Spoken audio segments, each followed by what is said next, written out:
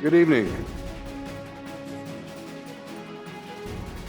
Those in the chamber of the City Council, which is tonight the meeting site for the Zoning and Planning Committee of the Newton City Council, and those who are joining us online, who are welcome, and we will explain what is going to happen, but this is a regularly scheduled meeting of the Zoning and Planning Committee of the Newton City Council.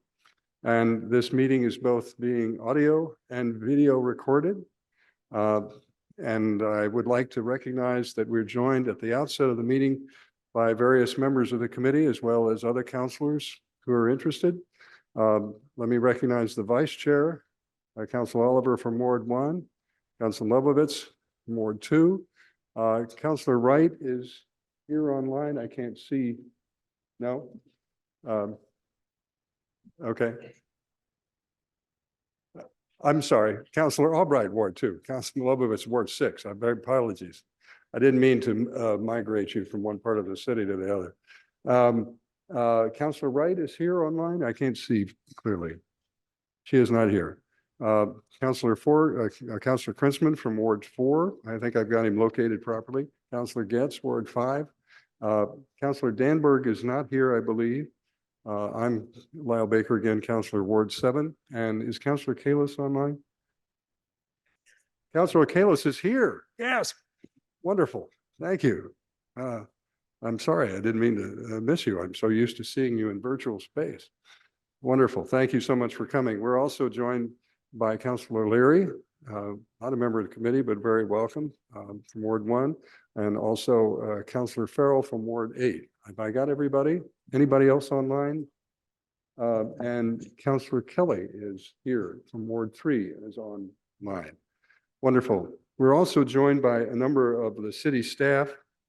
We will welcome, and I'll introduce, but there's those who are going to be here who are sort of our regulars. The planning director, Mr. Heath, I think is here in person, and he will introduce his staff as they come aboard. We also joined by Mr. Lee from the law department, who's our regular, and we're also joined, I think, by Mr. Temple at some point. Yes, I see his face, and he will join us. And we have other who are here, and I will try and recognize them as we go. But I'll be guided by my able clerk, Ms. Norton, to make sure I don't omit anybody. So let me just describe what our process is tonight, because this is a relatively full agenda, and I want to try and make it as expeditious as possible for everyone. Tell me if the sound is working here properly. We have a public hearing on an ordinance regarding electrification to take care of first. We have several other items to discuss after that, one regarding safe harbor for 40B, and we have the law department in the person of Mr. Temple to help guide us about that. We also have two reappointments to the Zoning Board of Appeals, but because they are able to attend online, I think they're all online, are they correct?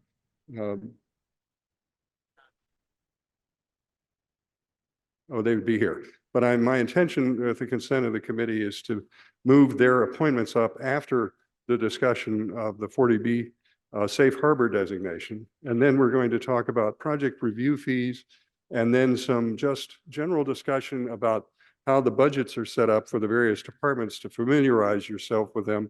It's not about the budget to come. It's really just to provide an opportunity for people to be informed who have not been yet on the committee and doing this particular work yet about what's to come, and also frame some questions they might like to have asked of the department heads when they do come.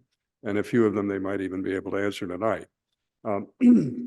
The process we have followed here is to put as much information in the packet. I want to say that I'm very grateful to all the staff who provided their information in time for the Friday packet so that you all could look at it. We also asked that if anyone had questions based on what they saw over the weekend, they try and communicate them to Ms. Norton in advance of this meeting so they could be in turn communicated to the staff to respond. And I'm pleased to say there were a number of questions that came out, and I hope that they can be addressed. So that's the general order that I hope to follow. As far as the public hearing itself goes, what I would expect to do once we start the public hearing is to have a presentation on the ordinance And we're joined by Ms. Berwick, and she has a presentation that you've seen in the packet, but I've asked her to provide that again in public because there may be members of the public who don't read our Friday packet just for fun, but would benefit from understanding what we're about to do.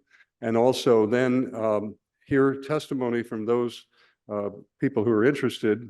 First, though, I would like to ask any counselors who have questions to just pose those and reserve the answers a bit unless they're brief, to allow the public to speak. And then we can bring the item back and allow Ms. Berwick and others who are on the staff who can answer other questions that may have come up to respond to those. And then if we can close the public hearing, we would do that and then have a brief discussion about where to go with the item tonight. So that's what we would do, the public hearing, and then depending on how long that takes, move to the next item, because again, I would like to take account of the people who are here for that, and then maybe take a short break and then go into the two other items that we've got. Right. Chair Baker, would you like me to start? Or? Yes, no, we've been trying to communicate. Oh, okay. I couldn't hear anybody. All right, good. Now we hear you and you can hear us. Okay, all good then. All right, good. Thank you. Okay. Please go ahead. What I asked was if you would make your presentation and then if you would like to add some supplemental comments at the end, do those, and then we will go into questions from counselors, if any, and then go to the public hearing. Perfect. Okay. That sounds good. So yeah, I will run through the PowerPoint pretty quickly just to make sure everyone's on basically the same page. And then as Chair Baker suggested, respond to some issues that have been raised. And some of my colleagues also, Leora Silks, the energy coach, and ISD Commissioner Anthony Cicchiarello will also address some of the issues that have been raised over the last couple of days, I guess, in response to material in the packet. So I will get going. And I will just say from the very beginning, I'm hopeful that the Zoning and Planning Committee will pass the electrification ordinance tonight. There have been discussions of some version or other of this ordinance for really since 2019, so for 5 years or close to 5 years. So I'm really hopeful we can move forward. But Jacqueline, if you wouldn't mind doing the electronics, we can move to the next slide. So just to make sure everybody understands why we're even doing this, the cities and towns in Massachusetts don't have home rule authority to pass their to pass requirements regarding electrification of new construction and major renovations without state authority because we're a home rule state. So I'll get to more of that in a minute, but that's why we're here, because we had to actually ask the state for authority. So this proposed ordinance requires that I'm getting messages, by the way, about people who are trying to get back in and can't for some reason, so I'm just flagging that. This proposed ordinance requires that basically no fossil fuel be used for new construction and major renovations, and that covers all of the uses that are listed here. The ordinance also defines major renovations and includes exemptions and a waiver provision, and I'll get to that as we get to those issues as we go through these slides. And we can move to the next one, Jacqueline. Thank you. You omitted the proposed effective date. I just want to highlight that. I did. I was trying to avoid reading everything. Proposed effective date is not for almost a year from now, on the theory that the building community is dealing with a lot of changes in the context of the new building code, specialized code, and we didn't want to pile on something else right away.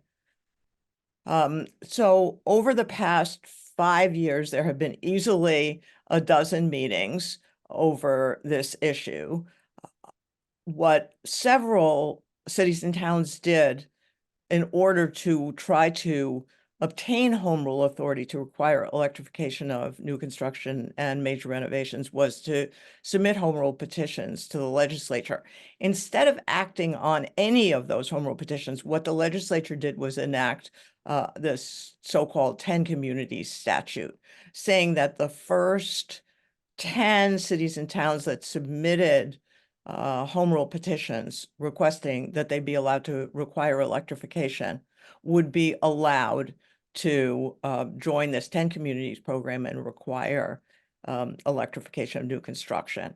And so I've listed the communities that have so far received full approval from DOER to participate. And if you're counting, you will notice that there are only 8 there. So we would be the 9th, and there is no 10th at the moment. But if I were a betting person, which I am not, I would say, well, I would say for sure, either Somerville or Northampton would be the 10th. And if I were betting, I would say Northampton in the interest of some geographic distribution. Okay, Jacqueline, please move to 4. So why is electrification a big deal? Why should we be electrifying? And the answer is that in order to deal with climate change, we have to electrify because it is the only way to clean our energy use. So I think everybody probably on this call understands this, and I won't spend a lot of time on it, but we can clean our electricity by using solar and wind and hydro and nuclear too, but we can't clean our gasoline or diesel fuels that we use for transportation or heating, oil that we use for heating, or natural gas that we use for heating. So electricity is much cleaner and safer and more efficient than other energy sources that we use. And even now, although it's definitely the case, and people keep raising this with me, that we do use fossil fuels that fossil fuels are part of our generation mix, but only about half, and the other half is renewables and nuclear. And we are not alone. In addition to the 8 communities that that you just saw on the previous slide that have been approved by DOER to participate in the 10 communities program, in other parts of the country, there are a number of cities that have also similar electrification requirements to the one we're proposing here, and including New York State, not just New York City. Okay, Jacqueline, we can go to 5.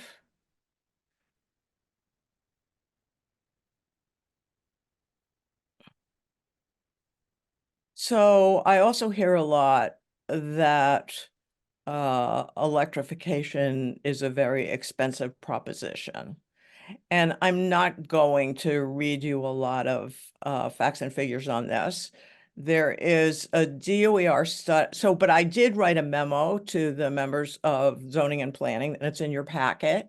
And I listed a number of studies that go through in quite a lot of detail why electric construction is in fact cheaper from the get-go and cheaper to operate. And just as I was waiting to get on this call, actually, I saw an additional study from NREL, National Renewable Energy Lab, that reaches similar conclusions. And also you have in your packet a letter from Josh Morse, who outlines the experience of the city over the last several years in both renovating and building new buildings, in which he has concluded and experienced that the initial construction costs are lower and the operational costs are lower. Also for health and safety reasons, not to mention climate reasons, it just makes much more sense to use electricity. And there are lots of resources provided by the state, by Mass Save, Mass Clean Energy Center. And so all that material is in your packet. Okay, should we go on to number 6. Yeah, so the real complexity, and I think you'll hear more about this from Commissioner Ciccarello, is that Newton has adopted, well, building codes. Let me start by saying building codes are always, I think, sort of murderously complicated. And we have adopted a new building code, a specialized building code, which was effective in Newton just last month. And that applies to all new construction and major renovations. And those codes themselves, although they don't require electrification, encourage electrification by, as you'll see on this slide, more stringent efficiency standards and also a pre-wiring requirement so that buildings have the infrastructure for fully electrifying the building in the future. Okay, we can go to 7. Yeah. So I'm actually going to skip this for the moment because ISD Commissioner Ciccarello is going to talk more about when the proposed ordinance affects renovations, under what circumstances. And I want to say, if you'll just check out the last bullet on this slide, that the same thresholds that trigger compliance with the stretch and specialized building codes are what trigger compliance for renovations under this proposed ordinance. But the commissioner will talk more about that. Okay, can we keep going? Slide 8. Okay, so DOER, the State Department of Energy Resources, had to approve, for purposes of Newton's participation in the 10 Communities program, the ordinance that you have before you tonight. And we basically followed their model rule, but also asked for as an additional matter for this waiver, and also for several exemptions, which we'll get to. But I want to talk about this waiver for a minute, and an additional waiver. So you can read this. Well, I'll read it. If a building professional certifies that compliance with the electrification would increase the cost of the project by 50% or more, compared to the cost of complying only with the requirements of the applicable building code, then in that circumstance, inspectional services can grant a waiver. Somebody fairly raised with me, I think yesterday, well, the 50% number is arbitrary. And I don't have any answer to that except to say that any number would be arbitrary. And that's the one we agreed on. I was actually somewhat surprised that DOER granted this waiver request. I don't know that they have done so. Well, I don't know that other communities have asked exactly for this, but I was surprised that they said yes, and they did.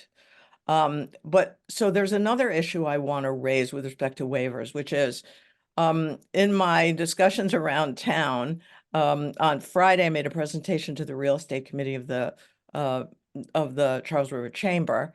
And some of the participants in that meeting said that there should be a waiver as well for the circumstance in which Eversource said that at that particular location, there was a need for upgrading or hardening of some aspect of the electric utility grid, and therefore that building couldn't electrify. Personally, I think, and DOER thinks, that is a circumstance that is hard to imagine because the new building code has such stringent efficiency requirements, so that electrification is not going to add really a burden to the grid. Also, to my surprise, in conversations over the last, since Friday, with DOER, they agreed that we could add that waiver. And so it's not in the draft of the ordinance that you're looking at or that's in your packet, but Jacqueline, at my request, did send to you a few hours ago that language, which we will, if the city council agrees, we can insert into the into the proposed ordinance. Okay, and exemptions, I think, is the last slide. Yeah, so by statute, by the 10 community statute, there are exemptions by for research laboratories and hospitals and medical offices. Again, we have no control over that. That's a statutory matter. And then Newton specifically requested the DOER approve exemptions for us for these three.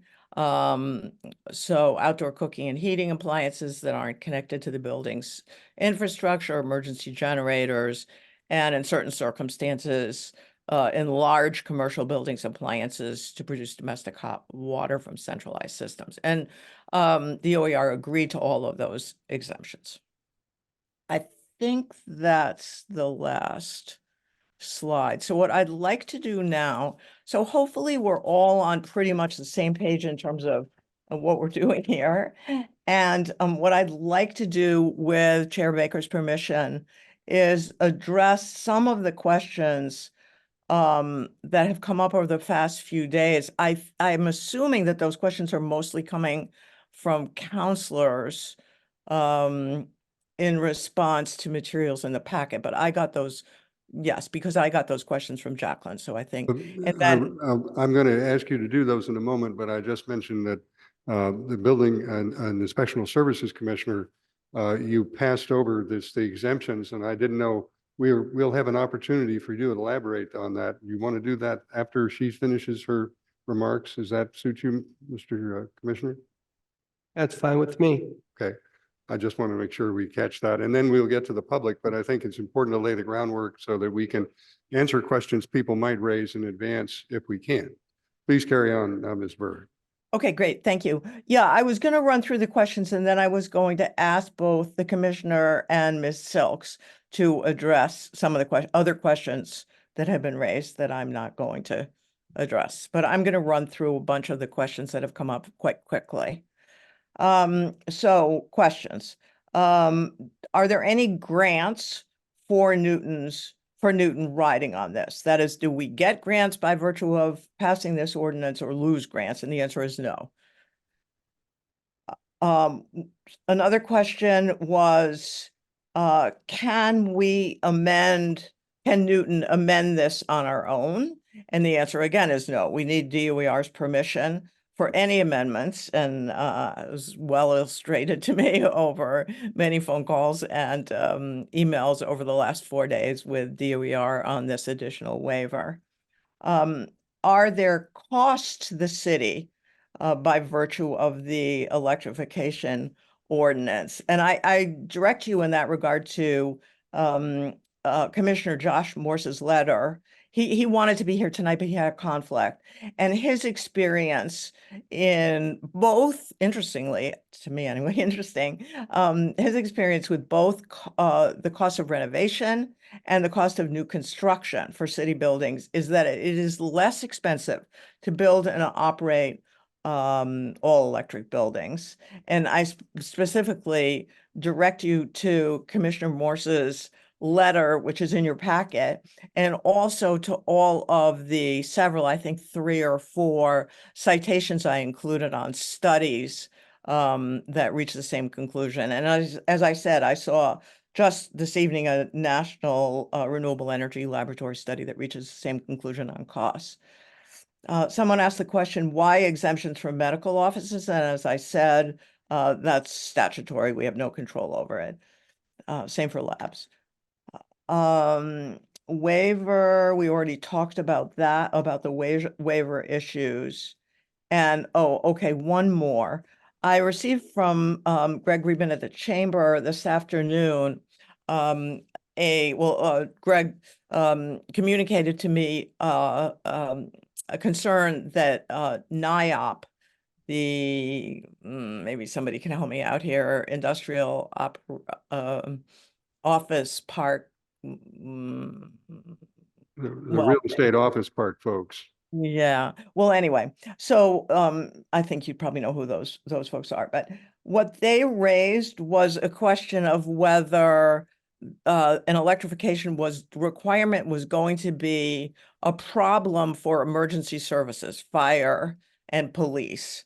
And of course, you know that the mayor has supported this ordinance for 5 years now. And but just to make sure, Jonathan Yo, Chief Operating Officer, got in touch this afternoon with Fire Chief Gentile, who said, no, not at all. Same response from Commissioner Morse. So that's the answer to that one.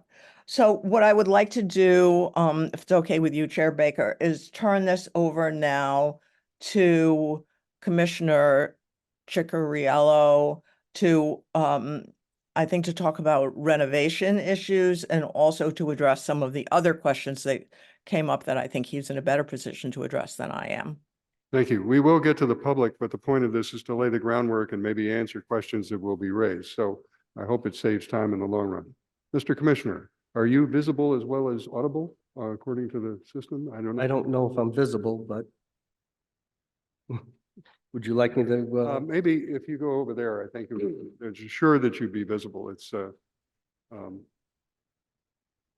they will move, but I don't know if they'll get you there. But if you can go over to the podium, I think it's for sure to get you. And then I won't get tennis neck from looking also to the right.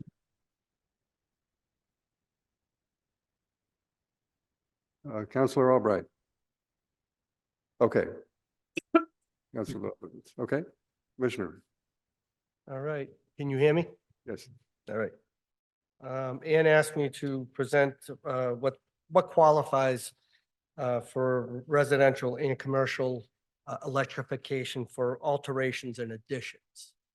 For residential additions, greater than 1,000 square feet or 100% of the conditioned floor area would have to comply. I can answer questions to these afterwards if anybody has any. So I just say there's a slide that she had. I don't know if it's possible to show that slide, Ms.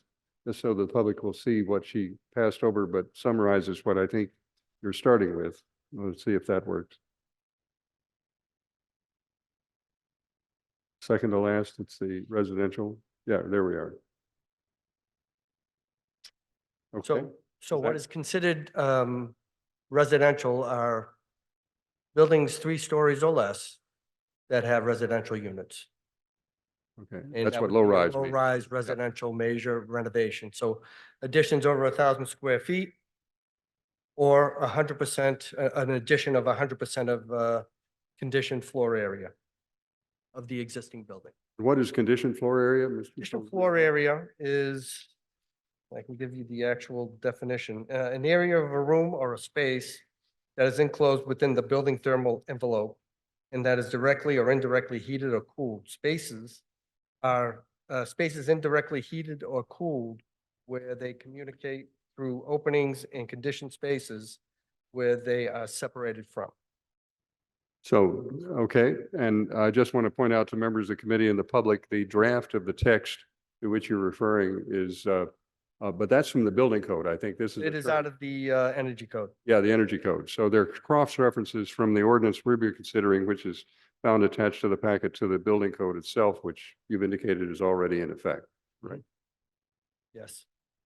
To continue, commercial additions. Well, I'll stay with residential. So residential alterations is to qualify for the electrification would be greater than 50% of level 3 or conditioned floor area and greater than 1,000 square feet of conditioned floor space. Or greater than 1,000 square feet of conditioned floor space. The other additions are major renovation. Yep, these are alterations as opposed to additions.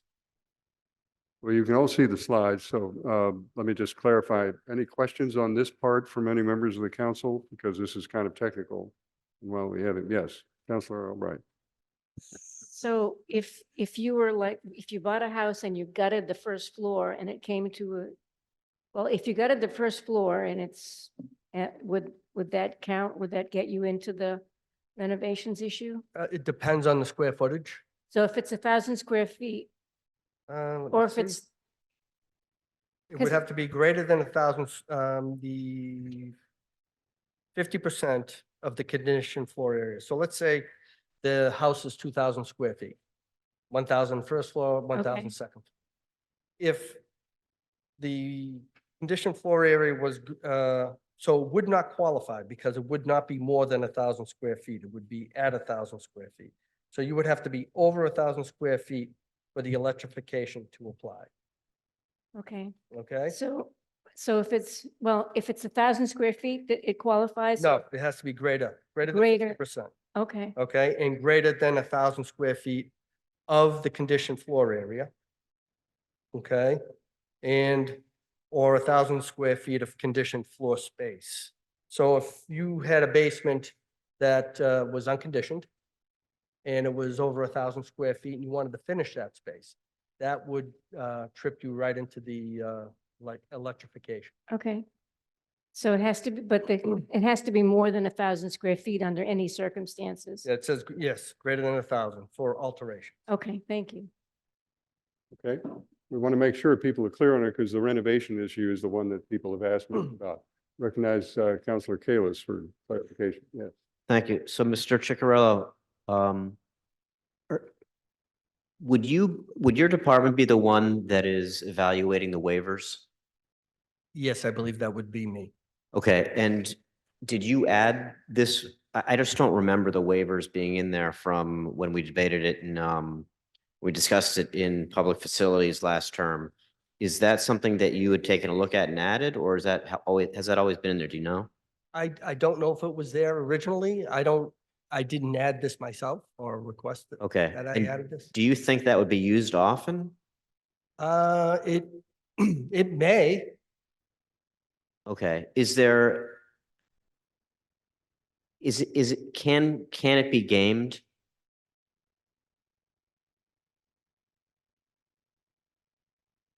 It could be, sure. Okay. I think there, What I would try to do is try to get official information from whoever's going to be requesting the waiver. I'm not just going to take somebody's word over it. So, Right.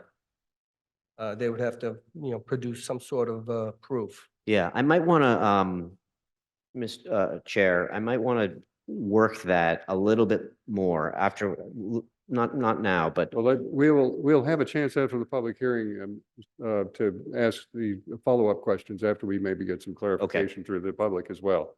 I Thank just you. want to try and get the outline of the ordinance down so the public will have something and clearly comment. Other questions for the commissioner?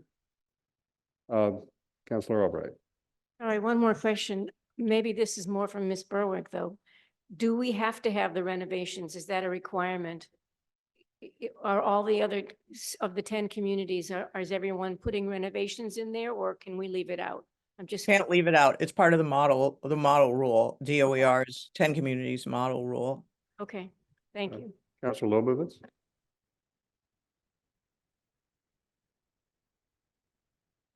Maybe I'm misunderstanding the waiver, but in view of the fact that there's such certainty that the cost of electrification and the use of electricity would be lower than with fossil fuel, why do you need a waiver at all for the exceeding the cost by 50% or more? I can address that. Yeah, thank you. I mean, Berwick? I don't think you really do, but there are a lot of myths out there that it's easier to address than to fight about, right? One of the myths is that it's just more expensive to electrify. And, so we have this waiver provision basically to make people worry less about the issue. But whether it will be used at all or frequently, I mean, it's there. If it's used, okay. My own view is it's not likely to be used, or very much anyway. Yeah, so I'll leave it at that. Just a follow-up question to that. Yes. Just to clarifying. Sure. So it requires a a certification from a professional builder, is there would there need to be some verification of whatever was submitted, or do we accept it on sort of good faith? Well, the Commissioner can answer that. My understanding is he would trust but verify. Is that somebody? Absolutely. Yeah, they would have to give me some sort of proof. I just wouldn't take their word for it. Or Thank would you. I just take it if it was just a signed letter from an architect or engineer? Thank you. So just to clarify also, is my understanding from Ms. Berwick that we are already operating under an energy code that requires some of the basics to be done anyway. That's not part of the waiver. We're talking about the increment that goes into the actual installation, not the wiring and all of the substructure that if you were doing the same renovation, you'd have to make it electric ready, as I understand it, right? Under the Yes, current. that's right. At least under certain circumstances, depending on the sizes of the building. And yeah, that's right. So, I mean, what we're talking about is the increment, not That's the fact that there is a set of systems that have to be in place anyway, even if somebody's doing the same renovation but didn't have electrification ordinance. Thank you for the clarification. Okay, is that accurate? Okay. Got it. Clarifying from Councilor Leary, and then I'd like to get to the public as soon as we make sure the commissioner had a chance to respond. Thank you very much, Chair. I just had a question for the commissioner. We've seen a lot of building going on that's already, they're doing electrification. Almost all are special permits, if not all of them are. Certainly the city is only building all electric buildings now. And I was curious if you happen to know by right, particularly residential construction, if more and more developers are already building all electric homes. Has that been happening? And do you have a number? I don't have a number, but some are building electric homes. They get some benefit on their HERS rating to have a higher HERS rating, if that's the case. But all new homes now have to be pre-wired, as the chair has said, for electric. So you are currently allowed to have oil or gas to heat your home and hot water, have a gas stove. But behind each one of those appliances, there is electric wiring and a service to accommodate that for the house. That was the specialized code that went into effect last January, right? Wasn't it? Yes, I believe so. Yeah, okay. Actually, no, the specialized codes, yeah, last January, this past January. Okay, I was just curious if we did have a number about of by right developments. Is that something the city's tracking at all? Commissioner, I actually can jump in and have some numbers if I Oh, could speak. is that for a moment. Leora? This is Leora Silks, Newton Energy Coach. I have the data from the Mass Save program of the new construction. The projects that have participated in the Mass Save new construction incentive and received incentives. In the year 2023, which as Commissioner Chigarella just said, right, the specialized code was not in place. It was passed, but then only went into effect starting 2024. But in the year 2023, when we had a lot of discussion, but not actually in effect, there were a total of 150 residential new construction. Oh, I'm sorry. Hold on one moment. Sorry. I just want to say I appreciate your comments, but I want to make sure we identify you and you're recognized, if you don't mind. So would you just identify yourself for the public who do not know you by name or Yes, I am Leora Silks. I am the Newton Energy Coach, which is a position within the climate and sustainability team. Thank you. There were 128 new construction residential projects. Well, actually more than that if you include 155. And of those, 5 of them went for the all electric, particularly low HERS rating, and received incentives for the very low HERS rating.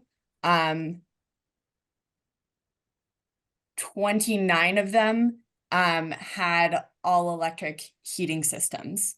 Or no, sorry, more than that. 49 of them had all electric heating systems.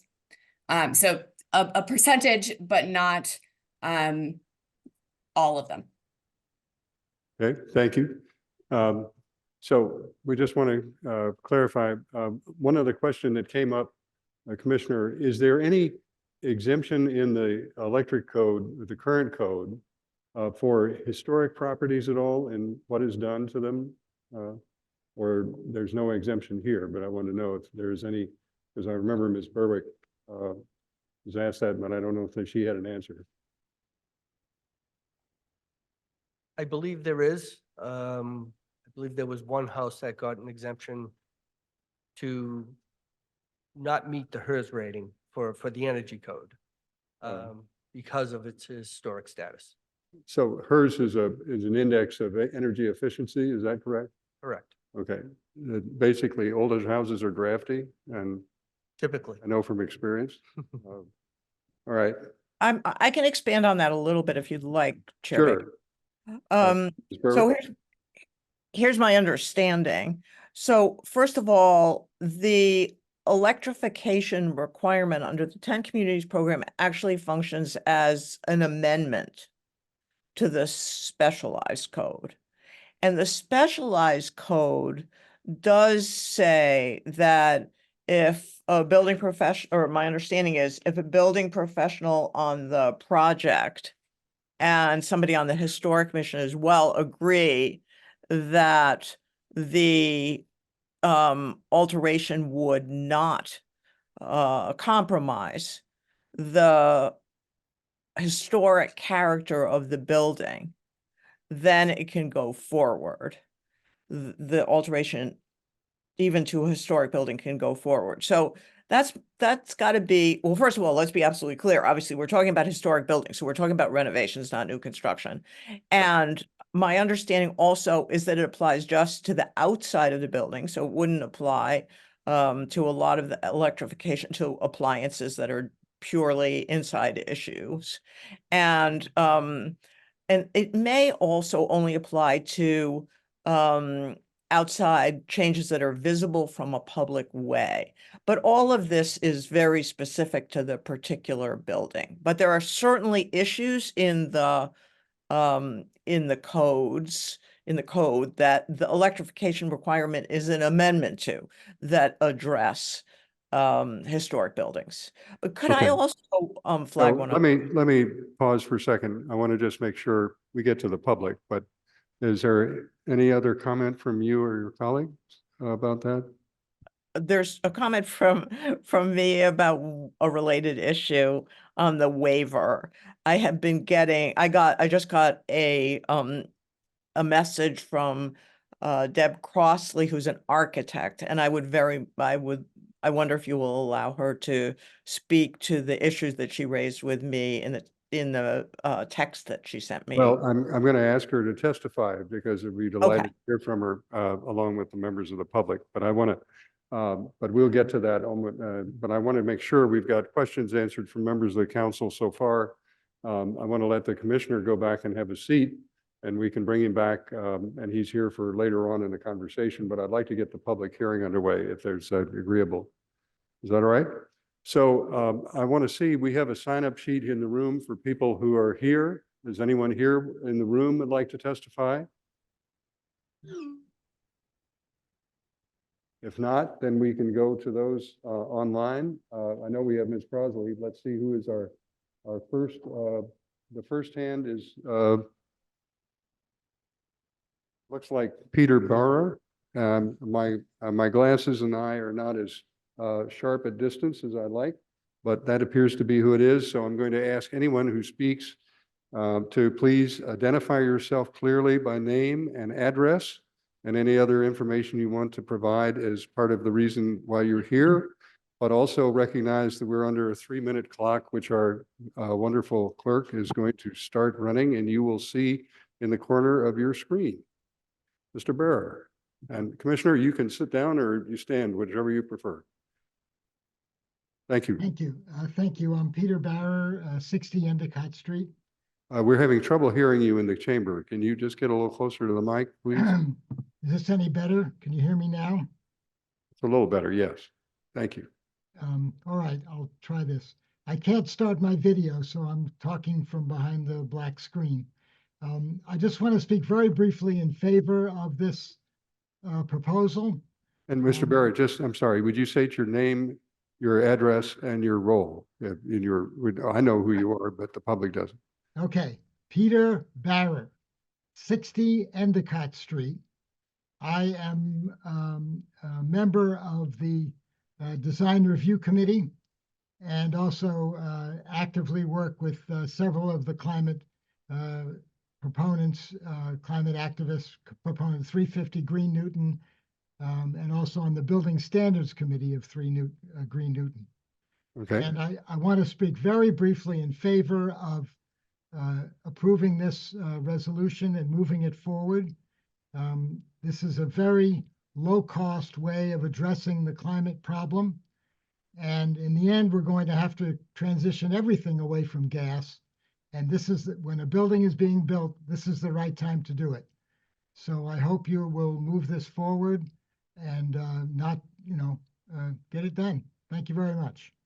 thank you, Mr. Barrett, and thank you for your brevity. And I would just say anyone who's teed up to speak is always welcome to say that they associate themselves with your comments if they agree. However, that's up to them. Next speaker is, I believe, Ms. Pillsbury. And you please identify yourself for the record again. My name's Kathy Pillsbury. I live at 34 Carver Road. I'm also a member of 350 Newton, which is part of 350 Mass, which is an organization that takes action on climate change and to address the climate crisis. And this electrification is a clear way for the city of Newton to take action to address climate change. I do this work for our children's and grandchildren's future, and electrification impacts their future by both reducing carbon and by improving indoor air quality. Then another thing I was thinking about is requiring electrification is also a way to protect future homeowners by requiring the more up-to-date method for heating and cooking. It keeps the builders from installing a redundant system. Like, I have gas pipes running through my house that were once used for lighting. And I bet there was a time when builders in Newton had to decide whether to install what they were used to, the gas pipes for lighting, or to put in electric wiring for the whole house. So I see this is now another turning point, and a turning point that Newton can take the lead on. Okay, thank you very much, Ms. Pillsbury. Are you done? Okay. Our next speaker, I believe, is Cindy Calloway. Again, please identify yourself for the record. Hello, my name is Cindy Calloway. I live at 83 Grove Hill Avenue, and thank you for allowing me to speak tonight. I am part of the leadership team of Mothers Out Front in Newton, and we support the electrification ordinance as others have before me. Our focus is to ensure a livable climate for all children. We must transition from fossil fuels, which is a main contributor to greenhouse gases and our climate crisis. We need to transition to clean, renewable energy, and we should prioritize people's health and well-being. This ordinance will do that. Additionally, it is cost-effective and good for the economy. And it's a step we need to take to achieve our state's net zero emissions by 2050. I'm totally in favor, and our team is as well, and thank you very much. And Thank you again, and thank you for your brevity. Our next speaker is, I believe, Stephen Friedenthal. Am I correct? You please correct me and introduce yourself.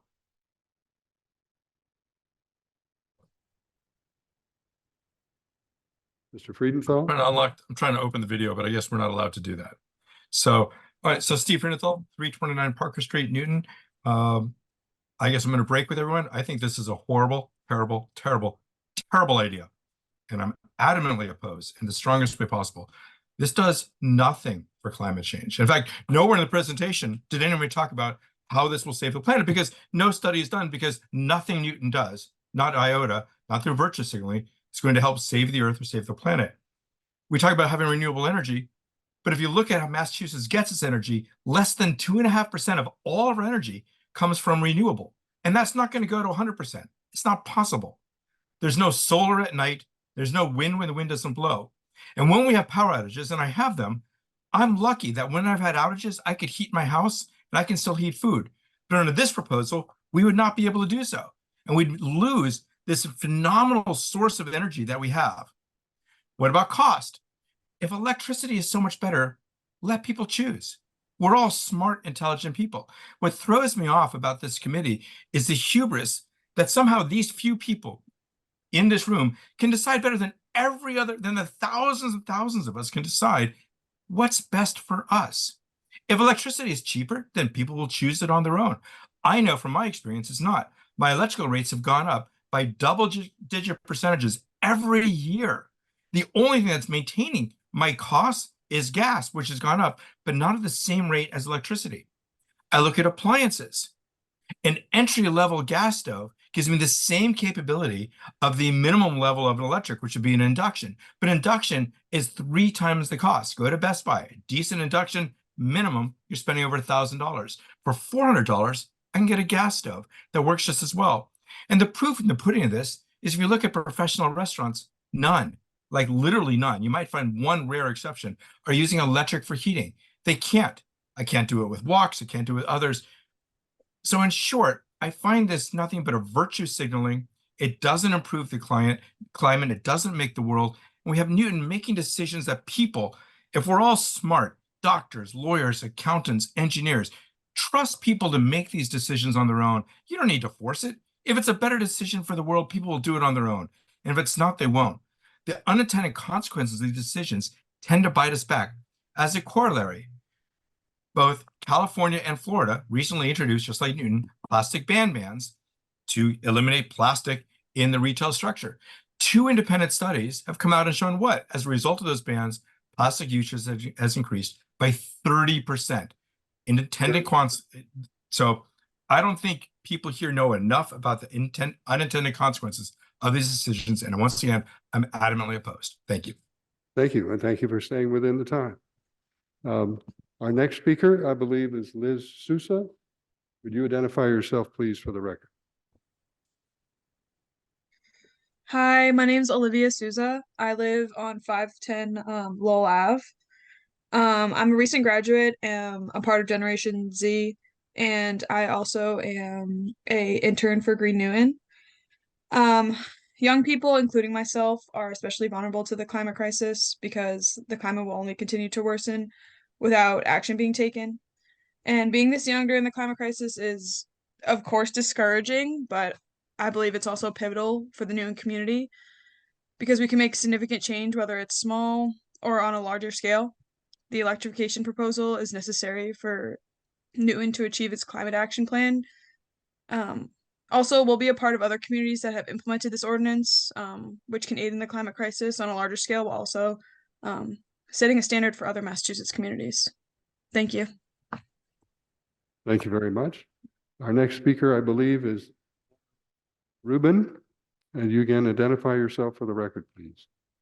Hi, my name is Dan Rubin. I'm at 175 Auburn Street. I'm the chair of the Green Newton Building Standards Committee. Ann Berwick and others have made almost all of my points, so I'll be very brief. The Green Newton Building Standards Committee started approaching developers of big developments in Newton, development proposals in Newton in 2018. When we did, and we approached Northland Mark Development and said, one of the things we'd like you to do is build all electric construction. They said, well, we'll look into it. And a few months later, they got back to us and said, that's fine, we'll do it. At this point, we don't even need to ask. I mean, we ask, but they say, of course, we're going to do it. So it's just the way buildings are built. Boston in Berto, Cambridge has Berto, hopefully Newton will have Berto. You have to have an all-electric building if you're going to be net zero by 2050. One other point I would make, and that is that all-electric buildings are much safer and healthier, where residents are not burning something inside of their building and breathing in the poor indoor air quality as a result. So there are other benefits to this proposal as well. Thank you very much. Thank you very much. Next speaker is Dan Powdermaker. Hi, thank you. I'm Dan Powdermaker, and I live at 119 Lincoln Street in Newton Highlands. I've been a resident of Newton for more than 50 years, and in the last 20 years, I've remodeled and rehabbed a number of older homes in Newton. I'm very supportive of the change to this ordinance. It makes environmental sense, it makes economic sense, and it's my hope that the council overwhelmingly supports and passes it. Thank you. Thank you very much. Next speaker is Greg Riebman, if you'd identify yourself, as if you needed any introduction, but please go ahead. Good afternoon, Mr. Chairman. If I could ask a question first. I was sent a memo earlier today, and if you all have that, I will make my remarks very short. Yes, we Great. have it, but if you want to just say a word about what it says for people I to absolutely receive it. will. Yeah. So my name is Greg Riedman. I'm president of the Charles River Regional Chamber, and the chamber fully recognizes that it is our collective responsibility, businesses, residents, everyone, to reduce our use of fossil fuels as part of an effort to reduce our carbon footprint and get to net zero. To that end, we have concerns, but we do not oppose the city's desire to adopt the 10 communities pilot program towards that objective. And then I just have there are several things that I wrote in my memo that are more technical in nature, but I'll just summarize some of the top line things. As it applies to new construction being all electric, we have no significant concerns other than a general concern about the demands of the grid and our ability of our grid to be able to handle this. It's something that shouldn't be glossed over, but it's a problem we all face regionally. And so the concerns of the grid are just something that's out there that we need to think about. On the other hand, renovations and retrofits are potentially much more complicated. And that applies not just to this current pilot program, but even the specialized stretch code. We appreciate there's a need, again, to address climate change, but please don't take adoption of these measures lightly as it applies to renovations. They're going to be difficult. There will be renovations that cannot happen because of this. We'll be at a less competitive disadvantage because of this, but we understand why we're doing it, and we understand why we need to move forward. Finally, we urge the city to obtain a statement in writing from Eversource stating that it has sufficient capacity in Newton to service both existing and proposed developments with electrification. I understand this is a bit of a formality. Maybe they would never want to write such a letter, but we ought to hold them accountable to it. And the way to hold them accountable is to get them to say in writing that, yes, we can actually meet the needs and the goals that we're trying to achieve, not just under this ordinance, but under everything else. And finally, we recommend the council include something in the ordinance that allows it to be repealed. Not that we expect it to be repealed, but defining how the city council could change its mind given the specific circumstances. Because this is a state pilot, I think the council should have something there that allows it to be repealed if it turns out we made a mistake. We support the amendment that Ann Berwick proposed and are grateful to her for pursuing that for us. And then finally, regarding there's a note in my memo about appliances to produce hot water. I'd urge the council to just take a look at that. And in terms of the emergency service, if indeed our public safety departments are not concerned about this, then we have no objections to that. But we did want to make sure they were consulted. We're grateful to the committee and the council for this opportunity to share our thoughts and for the work you're doing. Thank you, Mr. Riebman. And we have your memo, and I think we make sure we get members of the council have a chance to look at it as well. Okay, our next speaker is, now we have a person identified by, the reason we're not seeing video is because of some disruption to the broadcast, not broadcast, but the Zoomcast earlier. And so apologies to those of you who are watching who are not visible, but we have something, the next speaker's mother's out front, but I'm assuming there is an individual who is out front speaking. And if that individual would identify him or herself, that would be helpful. Yes, my name is Marianne Payne. I live in Oak Hill Park, and What's your address, ma'am? At 12 Capias Path. Thank you. And I would like to encourage all these measures to be adopted. The climate science is established. We must move forward. Newton is known as a forward-thinking town, and so I think we should take this opportunity. I would also suggest that most all of the houses going up around me are huge and valued at well over 2 million, usually 3 to 4. I don't think people are going to be so concerned about their gas prices and their electric prices. We must lead. Things are getting bigger. They're using more and more resources. And so I thank you for your work. And I thank the chamber for backing this effort also. That's all. Thank you very much. Our next speaker is the former chair of this committee and valued colleague, former counselor, Deb Crosley. Would you give your address for the record? Absolutely. I still live at 26 Circuit Avenue. Name is Deb Crossley, and thank you, Chair Baker and the committee and whoever's in attendance. I'll just mention I can only see your tie and your and the microphone. The view isn't great tonight. I think it all got messed up earlier in the meeting. So this is a last step in a very long process. What I think is one of the more thorough processes the council undertook over the last, yes, it was first docketed in 2019, but really 4 years of very thorough investigation of the technologies, lots of questions answered about grid capacity, about impacts on various users and so forth over 2 terms. I think what you hear tonight is, and thanks to Ann Berwick for an excellent summary and excellent documents in the packet, is that this is a no-brainer for new construction. It's being done anyway, and it's not going to be a hardship for residential construction. I hope that people are not going to go out there and call this a ban, because it's not a ban, and that could be easily misconstrued, as it has been for the removal of plastics as a gift in every bag at food places. It is asking for electrification of all new construction and major renovations, and there's a difference, as you see. Hospitals and laboratories are exempted, and medical facilities. And there are many, there's the waiver, and there's many other smaller exemptions, such as for emergency power. I hope the council does add a waiver, since DOER is allowing it, if Eversource actually has the inability to provide power for a construction project, then there should be a waiver.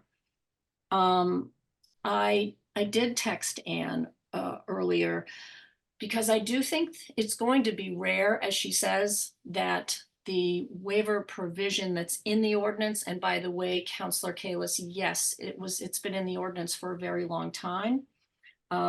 Once we had to draft an ordinance compliant with the model ordinance, we spent a lot of time in committee, in the Zoning and Planning Committee, talking about that particular waiver that would apply under extreme circumstances.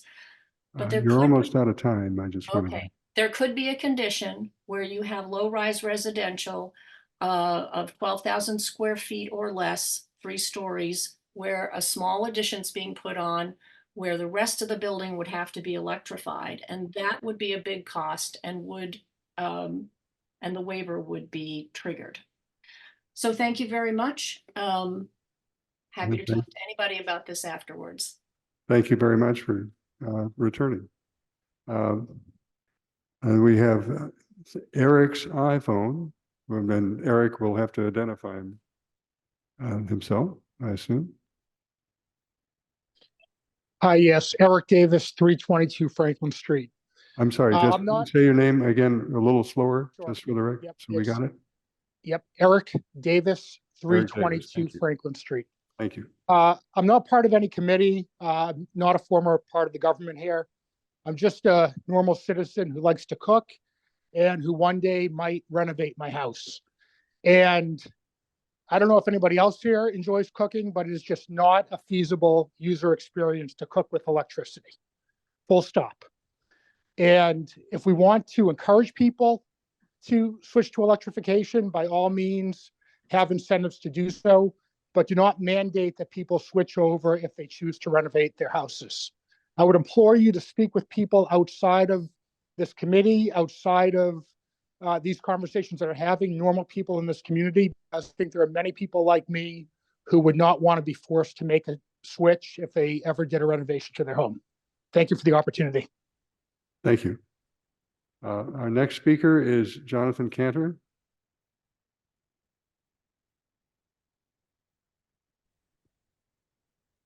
One second. Yeah, I'm just, thank you, Chair Baker. My name is Jonathan Cantor, 672 Chestnut Street in Woburn. I own and manage a design build residential construction company that focuses on residential renovations. I also am a member of the Energy Commission and the Design Review Committee. I can tell you as a practitioner that this is definitely a no-brainer, and I strongly support the electrification ordinance. I say this because it is cheaper to electrify than use gas. If you're building a new house, adding an addition over 1,000 square feet, or doing a renovation that is more than 50% of the conditioned floor area and more than 1,000 square feet, you are already under the updated stretch code that went into effect January 2023. If you go all electric, it costs less and allows for a less stringent HERS rating. If you choose to use fossil fuels, you have to build to a more stringent energy efficiency standard, and you also have to pre-wire for future electrification. Under the proposed ordinance, you would not have this option, but smart builders and designers would not use this path anyways. And contrary to an earlier speaker's comments, electrification provides the only path to saving our planet from climate catastrophe. Electricity is more expensive than gas as a heating source, but is more efficient. A heat pump will convert 1 unit of energy into 3 to 4 units of heat. So if you're building new or doing a significant renovation that's better insulated than older construction, using electricity to heat your building will be competitive with fossil fuels, if not cheaper. Electrification is the way to go. It is healthier, more energy efficient, safer, and better for the environment than any other energy source at the moment. Please support this electrification effort. Thank you. Thank you, Mr. Cantor. I see no other hands online. Is there anyone in the chamber who's joined us in the City Council chamber?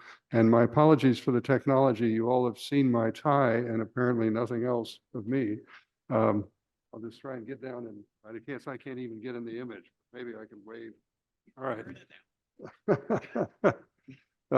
Never mind. That's the least important issue.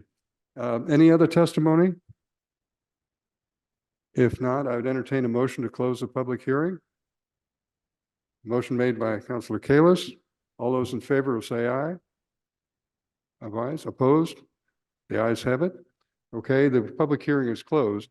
I want to bring this item back into committee to discuss where we go with it.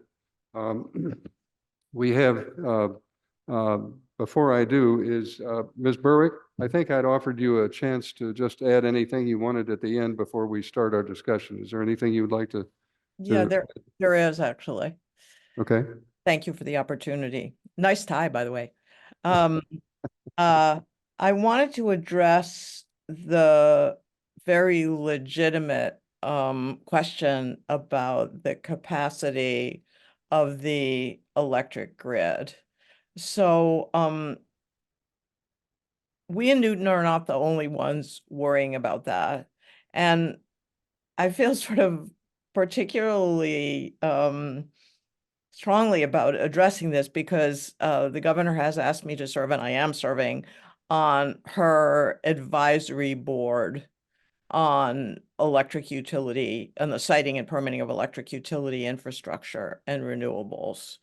So I can say with certainty that the utilities, the DPU, ISO New England, the Federal Energy Regulatory Commission, DOER, the governor, the legislature, everybody is working on assuring that the grid will be up to the job of addressing the electric technologies that are being required all over New England and all over, in fact, all over the country. And but the reason we all say the city is city government is responsive to the chamber's request about a waiver when in situations in which the grid electric utility infrastructure may not be adequate, is because we cannot say with certainty that the grid will not need hardening to accommodate a particular project. Although in general, we're dealing with a very robust electric utility system. So I just wanted to address that and say, you know, lots of people are worrying about this and addressing it. Thank you. Okay, and Commissioner, where's Commissioner Inspector? There he is. Is there anything you wish to add, sir? I'm all set. Okay, thank you. So let's bring it into committee. Councilor Albright. Could we also ask Ms. Berwick to address the assertion that only 2.5% of the electric is renewable? I'm pretty sure that's not correct. And it's not correct. Sorry, I'm sorry.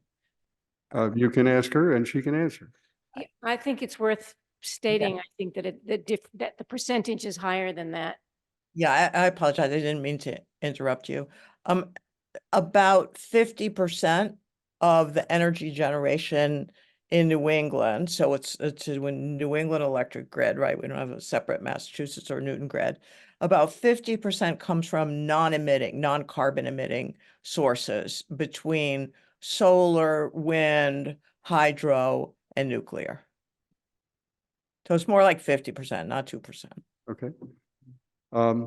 So members of the committee, we have to decide, we've got other items to take up. If there are questions, we have a potential amendment that has been shared with the committee, and it would be part of the draft that would be submitted to the city council. We have a choice of trying to discuss this or go on to the rest of the items, hold this and just have our working session and have all the language in front of us in clear form for next meeting. How does a member of the committee feel about that? Because I want to try and get us out of here at a decent hour and we have other matters to attend to. But Councilor Albright. There was another amendment that Mr. Reedman suggested having to do with the definition of research. I don't know if Ms. Berwick had a chance to look at that one as well, but if we're going to get to the rest of this agenda and have a discussion, I don't think we have time for the discussion. Yeah, that's what I'm concerned about. Councilor Crispin? I'll move hold. Okay. I think there's sentiment in the committee to hold the item and take it up. We'll take it up at our next meeting, but to have all of these amendments in front of us, and you'll all have the benefit of the public testimony. Is that agreeable to you, Ms. Berwick? I hate to ask you to reappear virtually, but I'd rather have you spend a little time next time repeating anything you have to say rather than have to try and do it again tonight. Yeah, whatever works for you, obviously. But I just did want to address the point that Councilor Albright just raised about Mr. Reedman's comment about the definitional issue, and that's statutory. Again, we can't change that. Okay, thank you very much. We've had a motion to hold. All those in favor say aye. Aye. Aye. Aye. Opposed? Aye. There's another aye, no opposed. Okay. No. Oh, is this a no? Okay, one no. I think the ayes have it. So we will hold the item and take it up next time. All right, but I do want to thank all of the public, members of the public who attended, as well as the Ms. Berwick and her colleagues. And thank you very much. Yeah, Okay. thank you to you and to the committee for your attention. Okay. All right, colleagues, we have the next item on the agenda, which I'd like to take up so that we can move our conversation along, is the discussion regarding the 40B process for safe harbor designation. This is not a public hearing, but let me just read this item into the record. This is Councilors Oliver, Baker, and Wright requesting a discussion with the Law and Planning Departments regarding the process going forward for 40B projects since meeting the 10% safe harbor designation. The discussion should address the different parameters that can or will be used to accept, deny, and modify projects and the criteria allowed to be used by ZBA or other approving authority. I would just indicate that in response to this item, the committee had a first discussion of it. We held it on January 22nd, but we've been joined online by Mr. Temple, who has also provided a memorandum which was attached to the packet that was directed to the Zoning and Planning Committee. And at the conclusion of our discussion with him, I've invited, as I indicated at the outset, the reappointees to the Zoning and Planning Committee to take up their items so that we can deal with all of these 40B questions at one time. Mr. Temple? Thank you, Chair. So as everybody knows, that Newton did just reach an important milestone of the 10% safe harbor. I did prepare a memo to the Zoning Board of Appeals, as this is in the sole purview of the ZBA, Chapter 40B, Comprehensive Permits, outlining what the new process will look like for the next project that's filed. I believe that memo was shared with this committee. I understand the committee had a lot of questions about the process. I hope my memo answered all of them, but I'm certainly here to answer any follow-up questions, and I think I'll leave it at that for now. Okay, so I think that there may be members of the committee who have questions, but let me just frame one that I think you can clarify at the outset. For purposes of the public who may be watching, Chapter 40B is a statute that gives the Zoning Board of Appeals the ability to hear a proposal that involves a proportion of the project for low-income housing that meets certain standards. And if it meets those standards, it can grant a permit for the entire project without necessarily having to meet all the other regular requirements that our local ordinances would require. But they also have the ability under your memo to say that the city has reached what is called a safe harbor, meaning 10% of the housing stock is now in that subsidized low-income category, and therefore have a choice about whether first to say that it's a safe harbor opportunity, and second, what to do about it. So I think the question that members of the council may want to pose to you is just along the lines of that authority, at least as I've heard people. So let me just see who in the committee has a question on this item.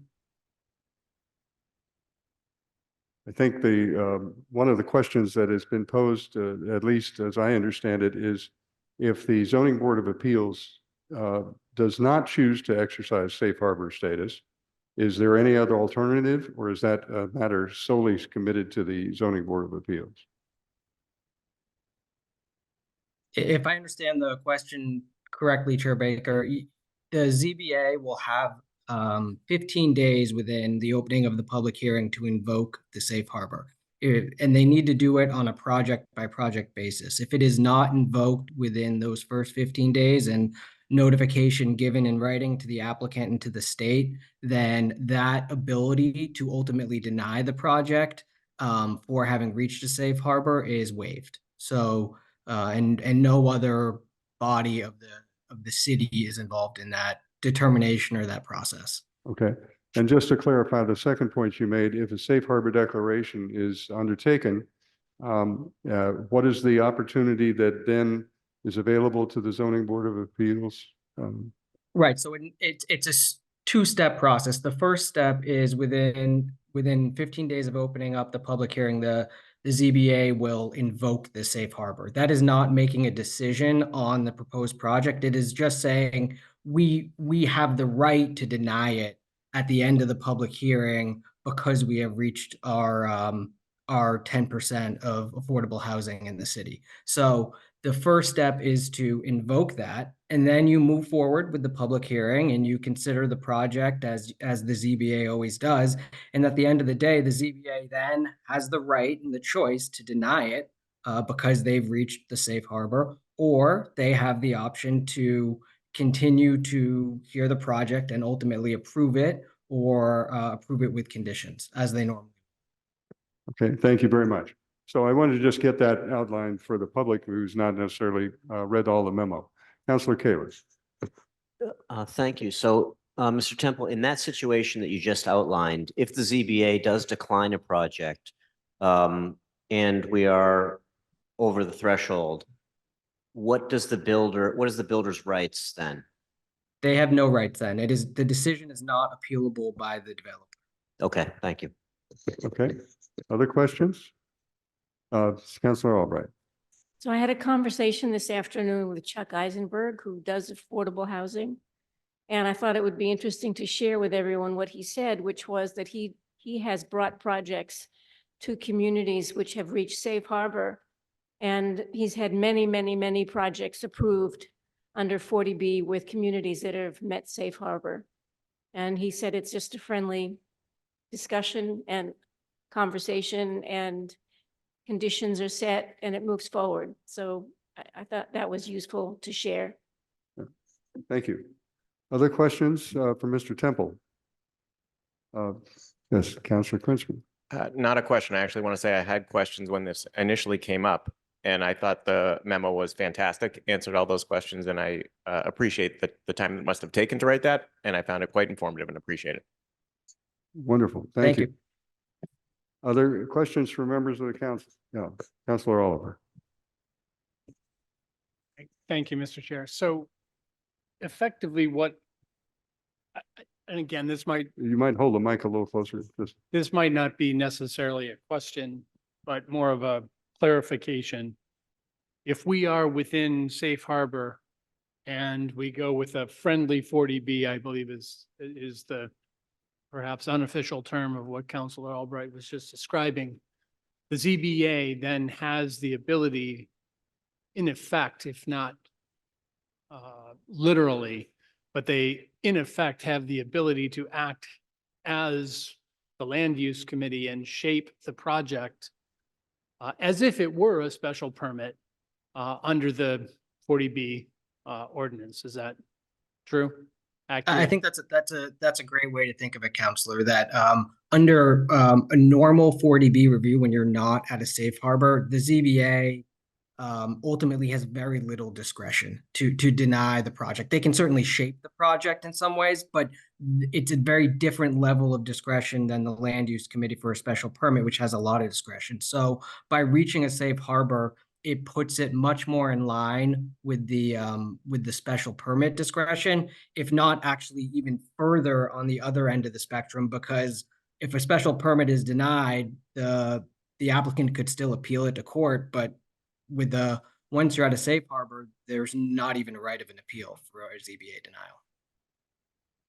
Fantastic. Thank you. That was my only question. Thank Thank you you very very much. much. And I will echo the fact that I think that this memo was spot on. So thank you for that. Thank you for the work. Thank you very much. I just want to, my eyesight is as good as it should be, but I do think we've been joined by the chair of the zoning board of appeal. No, our former chair, former member of this body as an alderman, Brooke Lipset. Always delighted to see you. Councilor Kalis. I don't see any other hands. I'd move NAN if that's amenable to the chair. That's appropriate. But we're going to go on to the next item, but I think this is just to be clear for the agenda. The discussion regarding safe harbor designation and is a motion of NAN. All those in favor? Aye. Opposed? The ayes have it. Okay, thank you for doing that procedurally. We have, I mentioned at the outset, I'd like to invite the two appointees to the ZBA who've been gracious enough to join us tonight to be available so that members of the council can get to know them and ask any questions they have. Our first appointee is, I'm going to try and pronounce this, Denise Cicchione. Am I pronouncing that correctly? And you're here. Ah, how wonderful. How nice of you to join us. Good evening. Good evening. And you're being reappointed to the Zoning Board of Appeals. And we're delighted to have you and thank you for taking the time to come directly to City Hall. This is an honor in itself. Welcome. So members of the council have the resume that you have about your background. You're an attorney by profession and also had a good deal of other experience. But I would like to ask if members of the council have any questions of the candidate for reappointment. There's a question that has been posed to me that I will pose to you, which is if you have the opportunity now to vote for Safe Harbor, would that be your disposition if an application came to you? I think every project has to be looked at carefully on its merits and in conjunction with the needs of the neighborhood. And in general, you know, I'm an advocate for affordable housing in the right place, in the right style, and Newton needs more affordable housing. But now that we are at the Safe Harbor, I agree that the ZBA should exercise its discretion, and that is one important way to do it, to make clear to the developer, you know, that there are new standards that can be applied now. Okay, thank you. Other questions? Councilor Albright. And then I don't have a question, but I just want to say thank you for being willing to serve again for another term.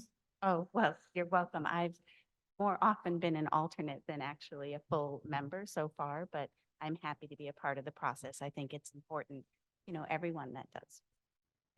So thank you. thank you. Did I have Councilor, did you have, no, Councilor Christman? I believe that Mr. Coyne is a proud resident of Ward 4, and I would be very happy to move approval of the reappointment. Okay, thank you very much. Any other comments on the motion for approval? Oh, wait. I'm sorry, Councilor Oliver. No, sorry, my apologies. So again, I agree. Thank you very much for being willing to serve. But I am curious if you could expound on your answer to the last question in terms of evaluating a project kind of on its merits or its individual basis, its location, I think I heard you say. What sort of questions or attributes of these projects might you be looking at to inform your vote, your decision? I think important aspects are how it activates the area from a pedestrian standpoint, how traffic is addressed, how parking is addressed. You know, all of these things have to be very forward-looking, how green it is in terms of its environmental compliance, and the level of affordability that's offered, I think, is also a very key factor. Well, so the level of affordability, once we've reached Safe Harbor, right? If you would have to declare it kind of, we would have to call sorry, the term's escaping me, declare Safe Harbor in order for affordability to be variable. Otherwise, it's dictated under 40B as to what it has to, the criteria that it has to meet, correct? Yes, but even some of the projects that have been coming before the board on the time that I've been at it, there's been pressure to have more units at a deeper level of affordability. So that's something that is one of the conditions I think the ZBA rightfully looks for, to say have more 3 families, or to have something that's like 60% or 50% AMI, not just 80 or 100% AMI. So I think it's always an important factor. Or 20% and 50% affordability, like we're seeing on Craft Street. 20% of the units at 50%. Oh, yes. Yeah. The number of units. I'm sorry. I was talking about kind of the level of affordability. Understood. So you'd be looking for criteria or the ability for a certain project to exceed those thresholds. If it's possible, I think that is an important inquiry. Yes. Great. Thanks. That's all I've got, Chair. Thank you. Any other questions? If not, let's call for a vote. The motion has been made to approve the reappointment. All those in favor will say aye. Aye. Opposed? The ayes have it. Thank you very much. Thank you very much for coming. This reappointment will go before the full council in due course. Thank you for appearing. I want to note that we've apparently been joined by Counselor Wright. I thought I saw her name on the screen, but I couldn't tell for sure. And who's a member of the committee. And for members of the public, this is an open meeting, but not a public hearing. So I can't recognize anyone from the public who is interested in participating, because this is not what the focus of our conversation is this evening. We're also been joined by the second reappointment candidate, I believe online, Lee Riley. And Ms. Riley, can you, there you are. I think I can see you. Yeah. And we're delighted to have you here, but we'd like to ask you to say a little about yourself. And you heard the questions that were posed to your colleague, and what you would say in response to that may save some time. Good evening, Council. I'm really glad that you have that I have the opportunity to be here in person. This is the first time I'm doing this ever since my first appointment. So I appreciate the opportunity to serve for the city of Newton. I've lived here for over 20 years now. My two children graduated from Newton School, and I got my resume is not really updated, I guess. In recent years, I involved with the city primarily starting from maybe early 2012 in various Asian cultural festival when I was working with Linda and Jeannie for several years. And so I want to continue to serve the city in some capacity. In terms of the question about Safe Harbor, I really agree with Denise's position. Each project is very different, factual based, and from every hearing I have the opportunity to attend, my colleague on the zoning board had always been evaluating, examining all aspects of the project, and also listening to the constituents' input. Even with before the Safe Harbor status, that's how it's been done, and I would expect that's how continuously we're going to evaluate each individual project. And in terms of another separate question, what I might personally want to focus more when evaluating such a project, I feel that there are many factors to consider, such as the characteristic of this project, the value that it added to the low-income housing, and the value it also added to the not just neighboring, the immediate neighbors to this new project, but also the entire city. I think a good project can really advance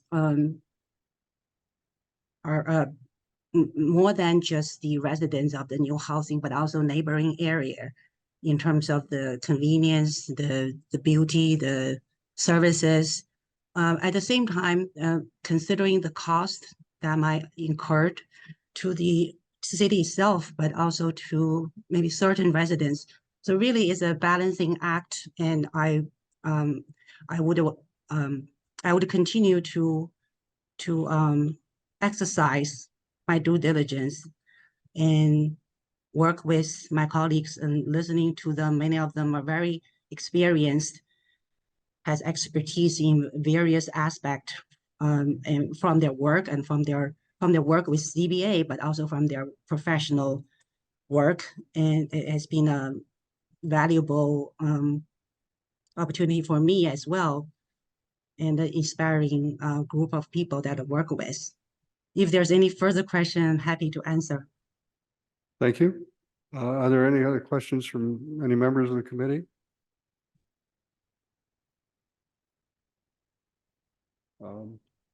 Seeing none, Councilor Albright. I'm just wanting to say thank you to you as well for being willing to serve. It's, we need good people on that committee, and it's wonderful that you're willing to keep doing it. Would you be willing to, whose I board think is? it's Councilor Krinsman. Councilor Krinsman, I thought, yeah. Thank you, Mr. Chair. I'd be happy to move approval of the reappointment of Ms. Riley. Thank you very much. A motion to be made to approve. All those in favor will say aye. Aye. Opposed? The ayes have it. I have not spoken up because I'm so amplified here. I just want to make sure everybody gets a chance to be heard and not drowned out by the chair's voice. But I'm in support of all these items. Okay, I thank you both for that. We appreciate your time. Thank you very much for coming. And this will go before the council, Ms. Riley, as your colleague's nomination will as well, a renomination. Okay. Thank you very much. All right. I'd like to move along. Do we need a short recess here for a minute? Anybody? Everybody keep going? All right. So the next item is an update on project fees. This is an important item that is before two committees, but we have the chance to take a first cut at it. And we're joined by the planning director and a member of his staff who's a very expert in this. I'd like him to introduce her to all of us, if you would, not just me. You did that graciously at the beginning, but make sure everybody knows about it. Happy to do it, Councilor Baker. Wow, that's loud. So Elisa Sandoval is our deputy chief planner and did a fairly amount of extensive research on the fees associated with special permits. So she has a very brief presentation based upon her extensive memo. I'm not sure where our camera goes these days because it's all getting just my tie, but I don't know if it gets you. I wonder, should we ask you to go to the podium? Do you mind doing that? Or is nobody going to make any difference? Okay, stay right where you are. Thank you.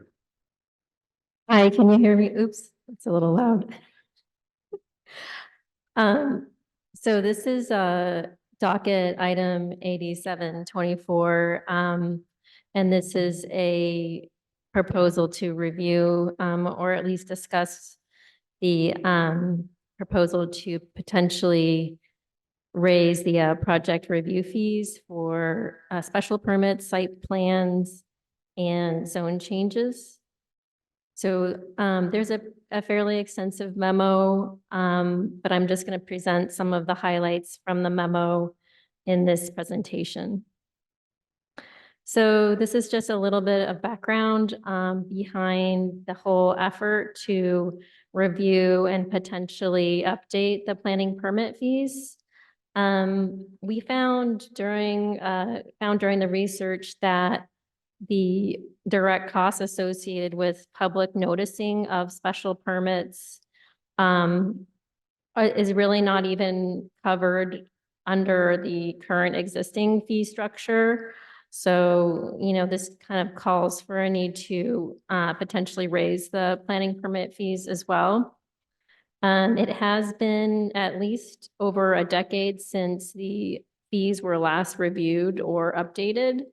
And that's just according to staff research and the city clerk's office as well.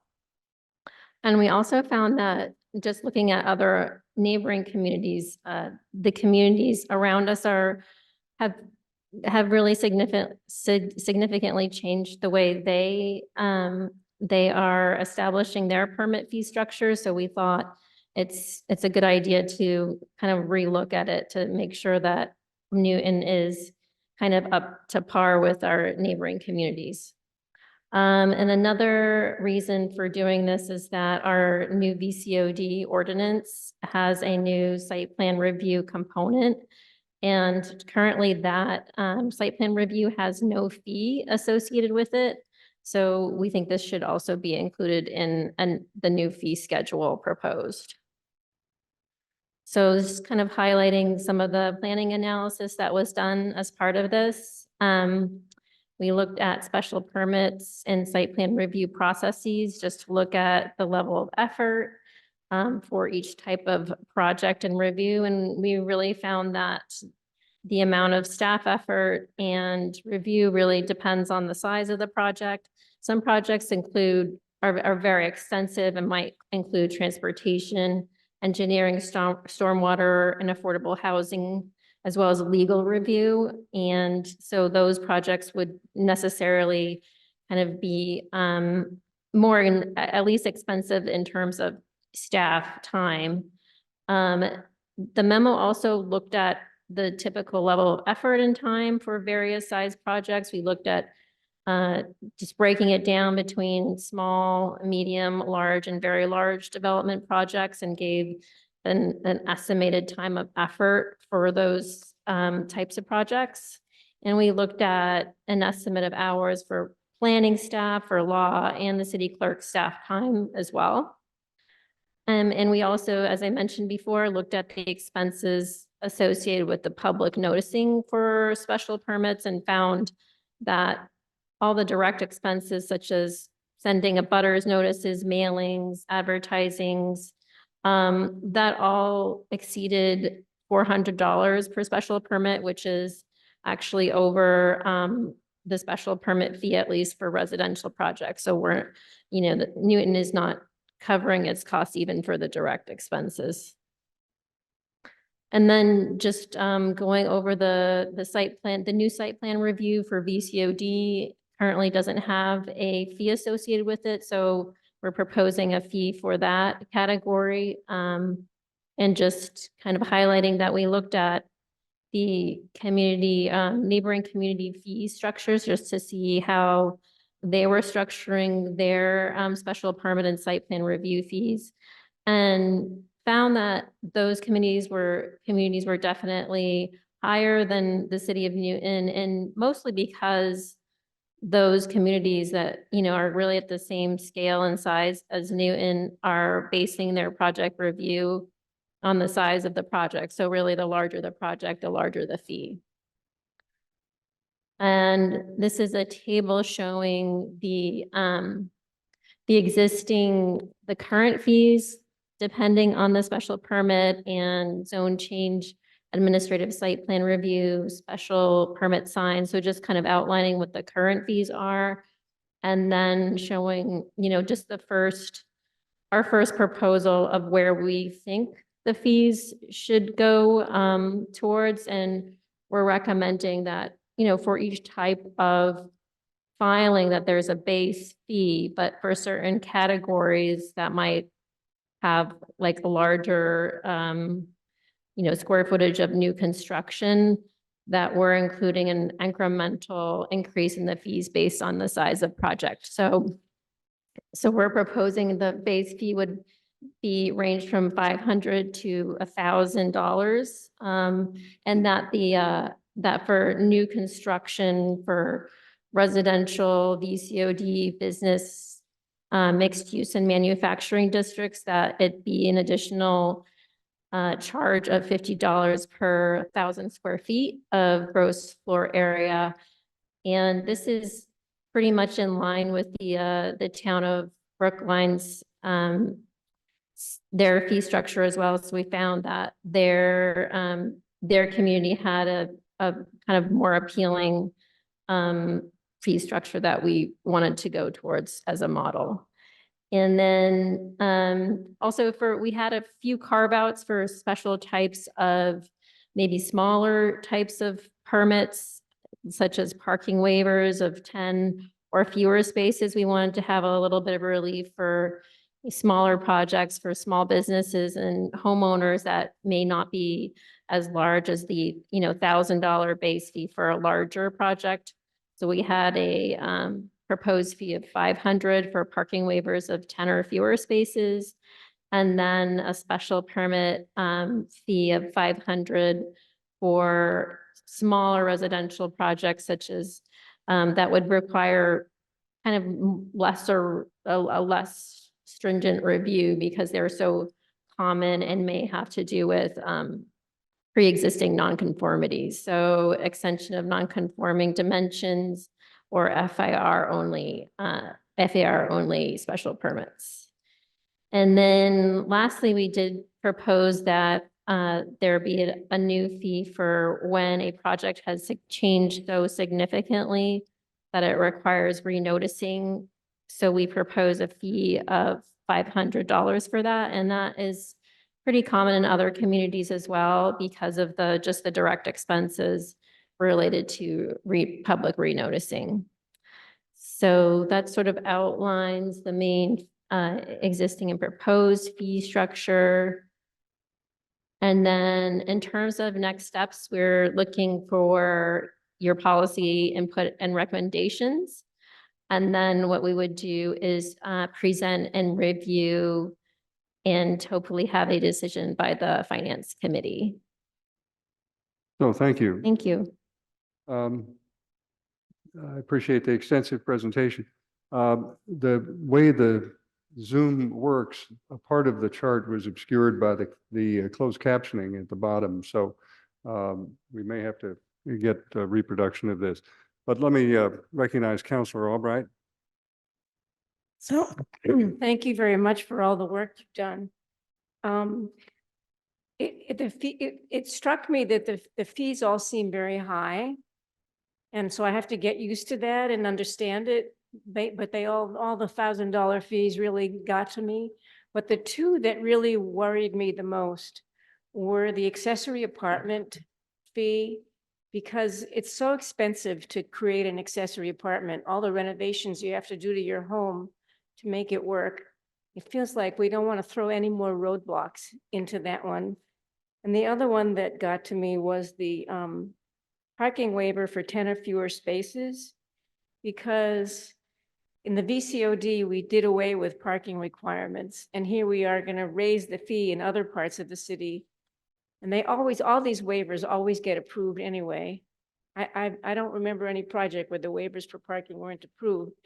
So it feels, those two in particular feel wrong to me. Okay, Councillor Krinsman, and then Councillor Kalis over the others. Just to quickly clarify, my understanding of the new parking waiver fee was actually to reduce the cost, because maybe I understood it wrong, but because I think it's not a separate category at the moment. So making a separate category of its own would make those particular requests less onerous on the petitioner, but maybe we could get clarification. Yeah, for the parking waiver, it actually would be less onerous because currently a parking waiver in a commercial district is $750. So under this proposal, it would be lowered to $500. For a homeowner, it is currently $350 as it is for any type of special permit. And so we are proposing to raise it to 500. We can certainly revisit that. It is really just to cover the minimum public noticing direct expense. Okay. Direct expenses, which are over $400. Okay, got it. So that's good to It's know. not a new fee. It's not a new fee. Yeah, I didn't realize that that we're actually reducing it, which is a good thing. Okay, thank you. I have Councillor Kalis and Councillor Oliver. So on page 2, the fees to me looked, I mean, they looked high, like they're going up significantly. But then page 9, it's the variable pricing that really jumped out, and you know, the $50 per 1,000 square foot that you detailed in some examples, which is great. What's the implications to that? Like, it sounds like Brookline is the only other town that has that variability to that extent, I think. Well, as I was looking at it, maybe I'm wrong, but the $50 per 1,000 square feet. And so what does that do for the builders? Does it incent them to build more, build less? Is it just a cost of doing business that they factor in now? I'm just wondering what the implications are that I'm not seeing. You want to respond?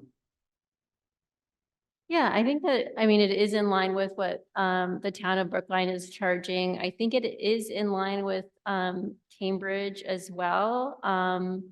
Looking at Watertown, it may be slightly less in Watertown. And we can certainly look at that, but this is just a starting point for discussion, really.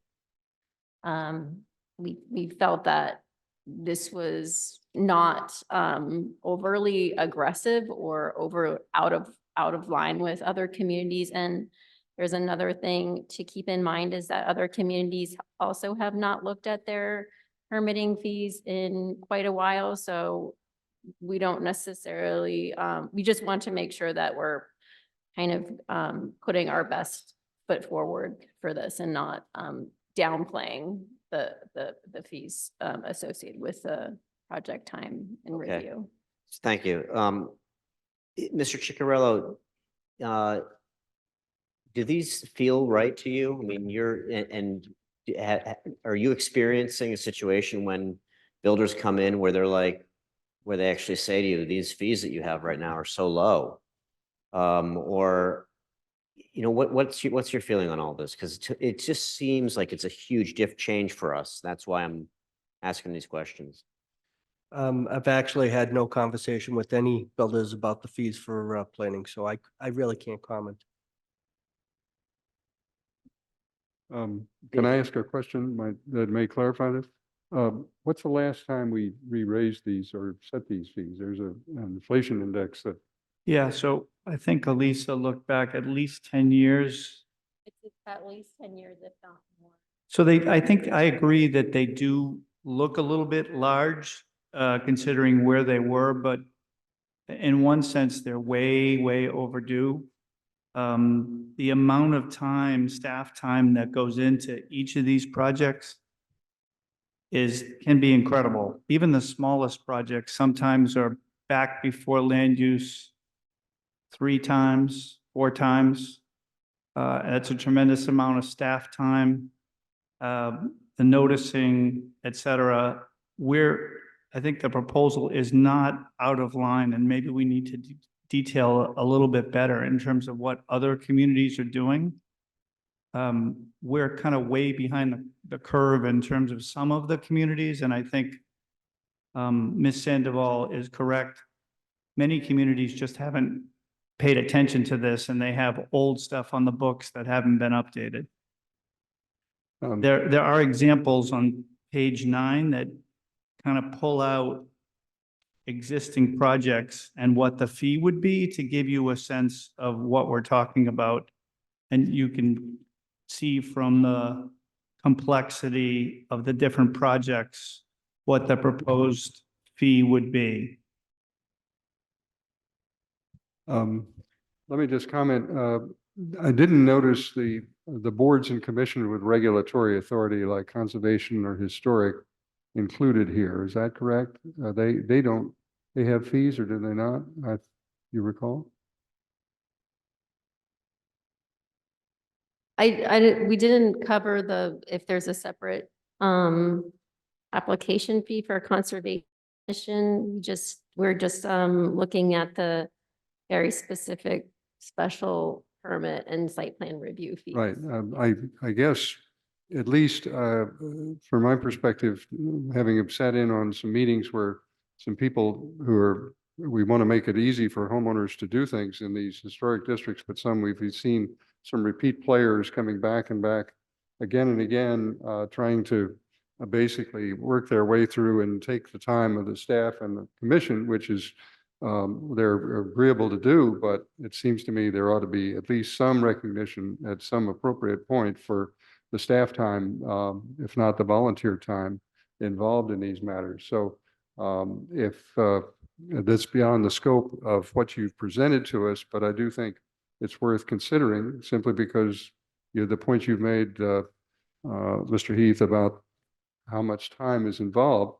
And in fact, as we see from the budget, there's a significant amount of taxpayer resources devoted to this, in effect, beyond and above what the fees generate. That's different from building permit fees. That's a special case in itself, but that's not what these fees are about, as I understand, correct? So other questions? Yes, Councilor Krinsman. Well, sort of along those lines, but I know that Mr. Temple from the Law Department is on. I don't know if he's prepared to answer, but my understanding is that there's usually some legal requirement of a connection between the fees set by a municipality and the sort of underlying work that goes on to accomplish Right, you you know, can't make it the into a purposes hidden of that tax. fee.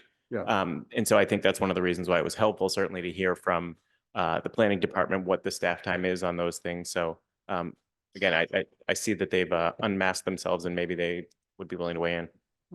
we have two members of the law department who could answer, and I'll let you choose who speaks. I'll take it first, and Attorney Lee can correct me if I get it wrong, but Councilor Krinsman has it right. The purpose of the fee is to reimburse the city for its administrative costs, and that includes staff time. So that's why the planning department put so much work into categorizing each project type. And I sat down with them and went through my time on each project, and they went through their time, and we did it with the clerk's office. And then we brought in the notice costs. So I'm comfortable that all of those costs that we've built into this are appropriate. And certainly we could go higher given the amount of staff time, but I think everybody feels this is the kind of the sweet spot. Okay. Yes, Councilor Krinsman. Thank you. And thank you, Mr. Temple. So in light of that, I would just say that I'm inclined to be supportive of the proposal because not only do I think it's time for us to accomplish this feat and revisit these fees, but I think it's incumbent upon us to make sure that the city is actually covering its costs and covering the purposes of these fees, the tasks that are being required of our city staff. So I would be inclined to support. Okay. Any other discussion? Councilor Oliver. Okay, thank you, Mr. Chair. So I just want to understand or clarify the first example in the table on page 9. We're talking about a property that or a special permit, roughly 215,000 square feet of development. Is that right? Yes. And the associated fee with that special permit, excluding the zoning, right, the $1,000 for the zoning change is basically $11,700 and change. Yes, that's correct. Okay. Yeah, I would agree that sounds like a reasonable amount. I mean, that's a very large development. It seems to me that fee would be somewhat in line with expectations for a property that large. So I don't have concerns there. And the only other question here that perhaps the planning department did consider and dismiss is how frequently should the city be looking at updating these fees? If we think that, every 10 years is perhaps excessive or too long, is every 2, every 3, every 5 years more appropriate? Yeah, we did discuss that and we thought a good time to review would be every 5 years. That seemed to be appropriate to take into account like cycles of economic and financial activity and cost of labor and materials. I should point out that we're charged under the charter to recodify the ordinances every 5 years. And we've been held up a little bit because we're working into a new system. But Ms. Moore has been, as I understand it, spending many of her Thursdays involved in looking at our ordinances, and we'll get those back. But that 5-year cycle is what we do for recodification, and this is one of those things that probably should be picked up at that time.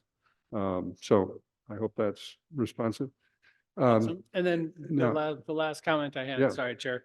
I also would agree with Councilor Albright that encouraging the development or creation of accessory dwelling units makes sense to keep that, that fee minimal and low perpetually. And I think that what's being proposed here makes perfect sense, just to clarify that. But Okay. thank you. So we can act on this tonight, I think, with the understanding that if the department, I think it would be helpful to have some sense from the committee before you go to finance. And if you could move this along, I think it would assist the budget planning process, which we're going to talk about. But I would be glad to entertain a motion to approve the recommendation at this point, if there's so moved. Councillor Krinsman? Okay, and any discussion on the motion? If not, let me take a vote. All those in favor will say aye. Aye. Opposed? The ayes have it. I'm abstaining, please. Abstaining, okay. On the note that Councillor Albright is abstaining, I'm supporting the item. I will do so, though, with the recommendation that you do look at the fees for boards and commissions at some point, so that we don't let that wait another 10 years. Maybe a shorter interval, because I do think that as you all know, or maybe not everybody does, that the planning department staffs the historical commission as well as the conservation commission, which have regulatory authority, and it's very important that they be staffed well and properly, because they do affect how buildings are built and things are done in the city. All right, thank you very much, and we're so glad to have you. So the last item on our agenda is a discussion about budget, and I think this is it doesn't have to be a detailed discussion, but let me just indicate to members of the committee and the public why such extensive material is attached to the agenda. You will see that attached to the agenda are the budget pages from last year that relate to the departments that the Zoning and Planning Committee has jurisdiction in the sense of budget review. And part of the reason for that is we have new members of the committee who are new to the council. And even though you followed a number of things, the budget process is a part of the spring event that occurs every year, sometime after Patriots Day, and it has to be really done before July 1st, when the fiscal year turns over, so that we can effectively fund the city's operations.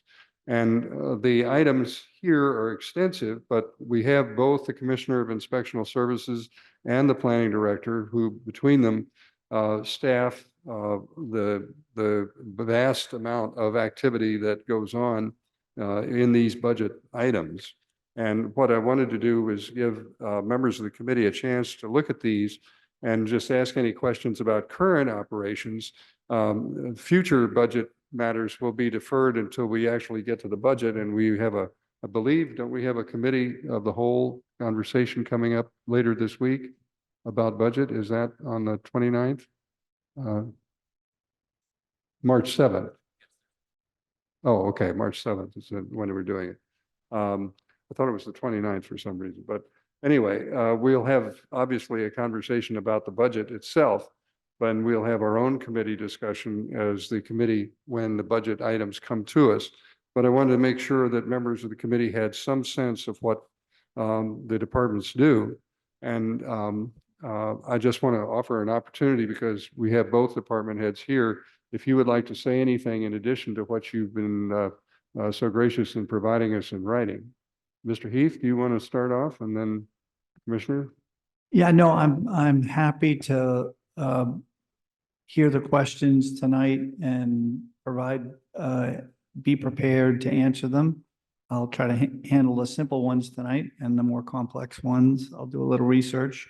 I want to add that Molly Hutchings, who's our CPA program administrator, is also online this evening if there are any questions about the CPA. Wonderful, thank you. And Commissioner, anything you want to say? I can try to answer some questions, but this will be my first budget this coming year, and I'm really not too familiar with the process, but if I can help and answer some questions, I will. Well, thank you very much, and you're gracious, especially in a new role. Colleagues, questions? Yeah, Councillor Oliver. Sure. Thank you, Chair, again. Granted, we're probably just at the doorstep of starting the budget or the budgeting process for FY25. But I am curious, in the past, how do budget requests initiate? Like what is the internal process that the planning department has gone through in the past in order to arrive at a final budget figure that ends up being included in the total budget or included or shared with the city council. In other words, is that a process that starts from each of the departments or within planning and goes theoretically either to finance or the mayor's office? Or is it more of a process of, hey, consider where you've been with your budget for the past several years, add a few percent, or tell me what it is you think you might need next year? Or, you know, which direction does it generally tend to flow? Always been curious about that. I'm gonna suggest, Mr. Heath, you answer that first because you've been around this track. Yeah, it's kind of a combination of all of those things. I think that previous budgets are a guide of sorts, but as you go through the year, particularly around this time of year, you take a hard look at what your spending pattern is. You speak with your division heads to understand where things are at for the current year and anticipate what's ahead for the new year. Marbled into all of that are discussions with the finance director. There's a very prescribed format that's followed, multiple meetings on that, so that your numbers are accurate and your forecasts and goals for the coming year are outlined and reviewed by the executive office. And then we probably have 2 or 3 meetings where we get to make our case, if you will, in terms of what we feel is appropriate. And ultimately, the executive office makes a decision as to what's appropriate.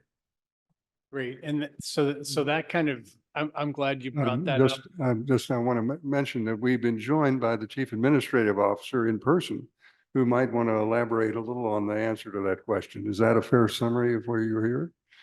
Thank you, Mr. Chair. Very quickly, as Mr. Heath stated, we do have a series of internal budget meetings over a number of months with the Chief Financial Officer and myself, and then the mayor, to work very closely with every single department, from looking line item by line item through their budget. And it really is, it's a bottom-up approach. It really is not taking last year's budget and adding percentages to it. That's not how we have ever done budgeting here in the city. We look every single year at every single line and then make decisions on what makes sense for the coming fiscal year.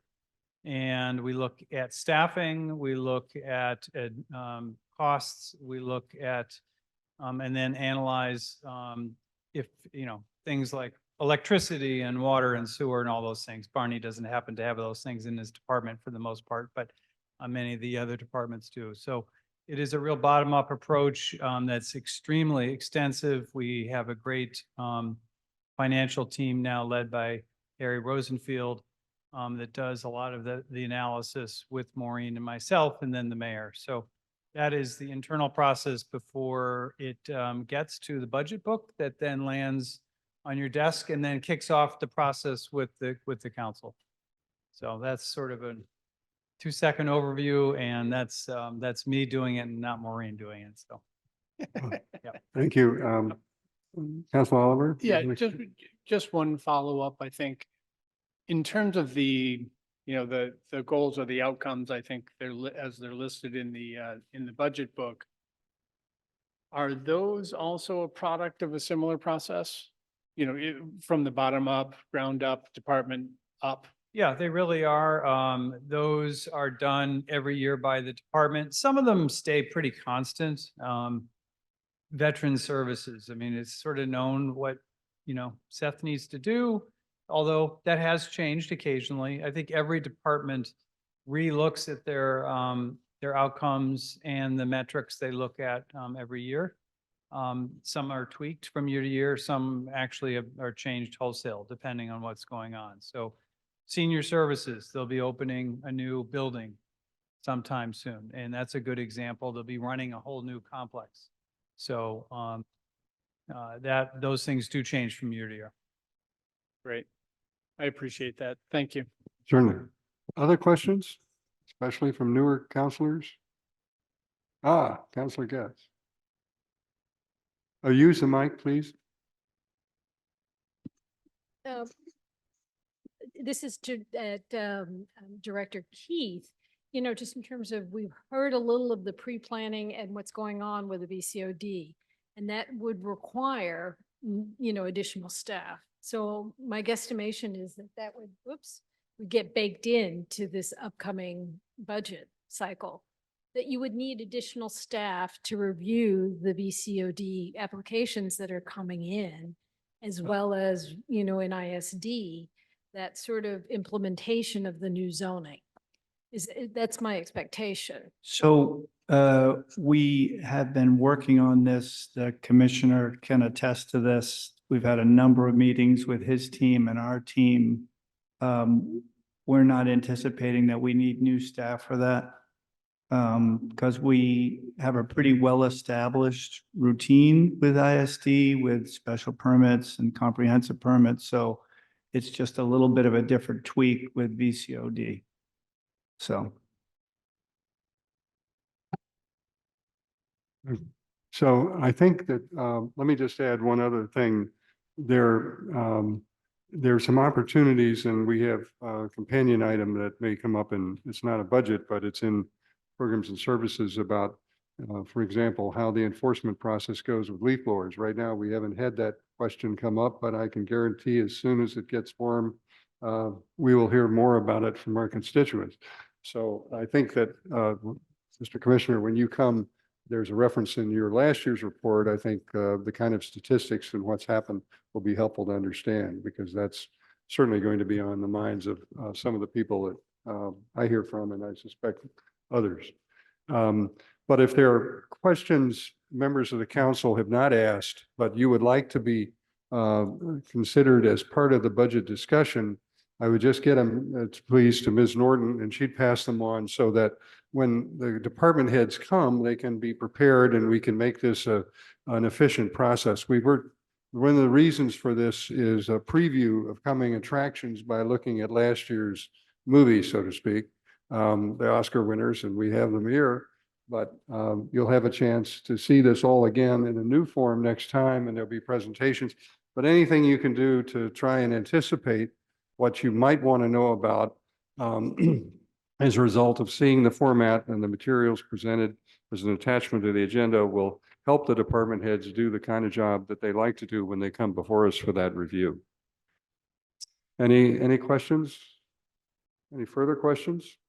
If not, I would entertain a motion of, this is a discussion of the budget. I just hold this because we may come back again if we have something that comes up, but I don't want to dispose of it, but I would ask a motion to hold. Move hold. All those in favor say aye. Opposed? The ayes have it. Thank you very much. I want to thank the department heads for showing up tonight. We very much appreciate you being here, especially being here in person. You are welcome anytime, of course, but it's wonderful to have you here where we can see and hear you. And I want to thank the public coming, even though for some reason we don't have, we solved the problem of visibility, that the only record is the tie, or is that I'm going to be known for my tie and that's it? All right.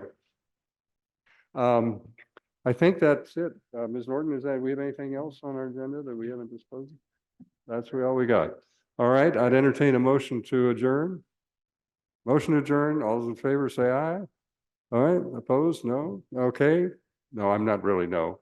I'm in favor of adjournment. We're done. Thank you all very much. And we beat our target ending time for those of you who are concerned about how late we left.